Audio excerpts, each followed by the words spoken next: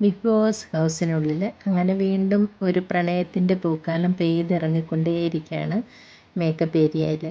Makeup ഏരിയയിൽ നമ്മളുടെ അക്ബറിൻ്റെ വൈഫും കൂടെയുള്ള കുറേ ചെറിയ ചെറിയ മൊമെൻറ്റ്സുകളാണ് കാണുന്നത്. ഇതൊക്കെ കാണുമ്പോൾ നമ്മളുടെ ഉള്ളിൽ അറിയാണ്ടൊരു പ്രണയം വരുന്നുണ്ട് ഗൈസ്. അവരുടെ ആ ഒരു ചെറിയ മൊമെൻറ്റ്സുകൾ, ചെറിയ ചെറിയ സ്നേഹപ്രകടനങ്ങൾ.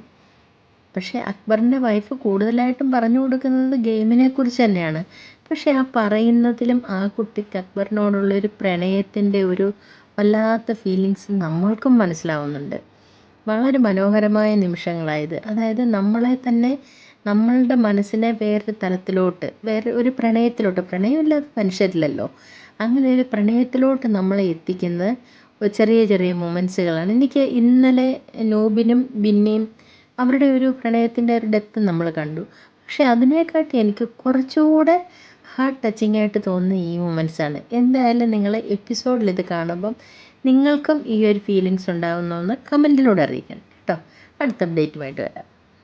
ബിഗ് ബോസ് ഹൗസിനുള്ളിൽ അങ്ങനെ വീണ്ടും ഒരു പ്രണയത്തിൻ്റെ പൂക്കാലം പെയ്തിറങ്ങിക്കൊണ്ടേയിരിക്കുകയാണ് മേക്കപ്പ് ഏരിയയിൽ നമ്മളുടെ അക്ബറിൻ്റെ വൈഫും കൂടെയുള്ള കുറേ ചെറിയ ചെറിയ മൊമെൻറ്റ്സുകളാണ് കാണുന്നത്.